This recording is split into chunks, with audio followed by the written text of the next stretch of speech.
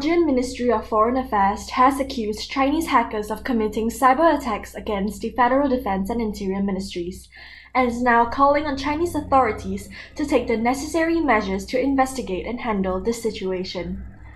Belgium assesses these malicious cyber activities to have been undertaken by Chinese Advanced Persistent Threats (APT). The cyber espionage groups named in the Belgian government statements are APT-27, APT-30, APT-31, and Gallium. Also tracked as Lucky Mouse, Bronze Union, and Threat Group 3390, APT-27 has been active for more than a decade, targeting hundreds of organizations worldwide for cyber espionage, information theft, and dissident tracking.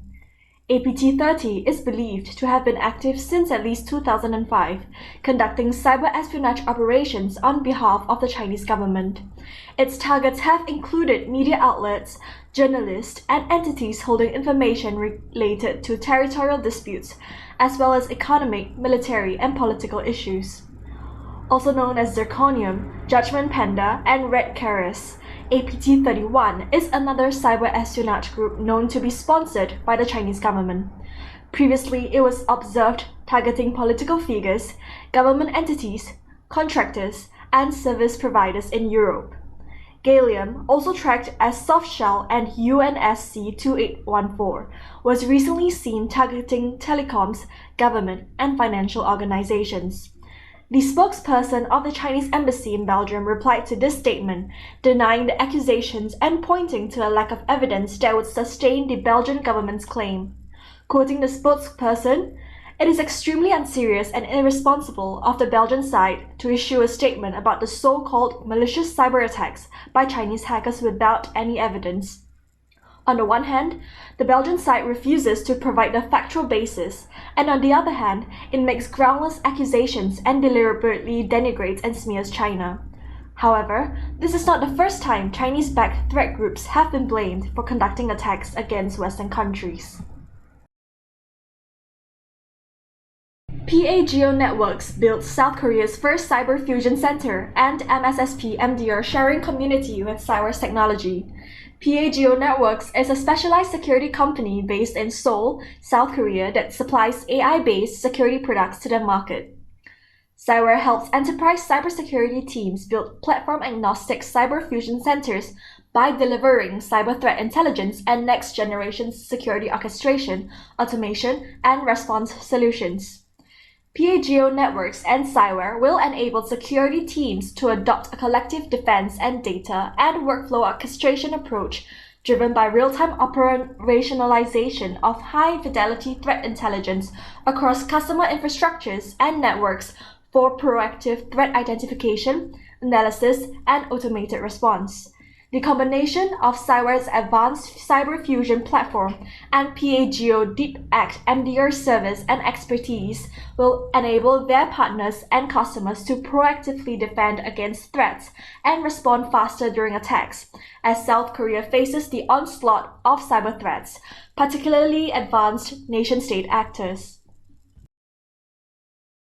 Game publisher Bandai Namco, known for publishing franchises like Elden Ring and Pac-Man, confirms a suspected BlackCat ransomware attack. Bandai Namco took measures to dam entry and stop the ransomware from spreading. Although the character of knowledge stolen from the servers throughout the ransomware assault was not disclosed, the heist possibly compromised worker, consumer, and enterprise operations knowledge, not recreation source codes. Hackers may thereafter use personally identifiable information leaked for social engineering assaults. Launched in November 2021, BlackCat or ALPHV is the successor of the Dark Side or Black Matter gang answerable for the Colonial Pipeline ransomware assault. The assault prompted renewed regulation enforcement motion in opposition to ransomware assaults.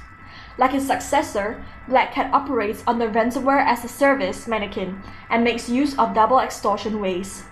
This is one case of how gaming firms have developed into targets of cyber assaults. China's cybersecurity regulator said on Thursday that it has fined Didi Global more than 8 billion yuan, equivalent to Singapore dollars 1.64 billion, for abusing data security and personal information protection laws following a year-long cybersecurity review. Didi got into hot water in June last year after it pressed ahead with an IPO in the United States, reportedly against Beijing's wishes. Days after Didi went public, China's powerful internet watchdog, the Cyberspace Administration of China, launched a cybersecurity probe into the company's data practices and ordered app stores to remove 25 mobile apps operated by Didi. The Cyberspace Administration of China said its investigation found the ride-hailing giant had illegally collected millions of pieces of users' information since June 2015 and carried out data processing that seriously affected national security. China has made progress in strengthening the legal framework for cybersecurity in recent years, by, amongst other things, improving regulations and mechanisms for collecting, processing, managing, and making good use of data resources. Australian National University report raises alarm on China-backed tech training in Indonesia. Indonesia is one of the most vulnerable countries to cybercrime, and Chinese firms have become the cybersecurity partner of choice in Indonesia. This is because they provide the hardware and enormous training at all levels of society, from government officials down to rural students. The programs are provided by major companies like Huawei. Huawei alone is potentially training tens of thousands of Indonesians every year. This is steering Indonesia's current and future tech leaders towards Chinese technology.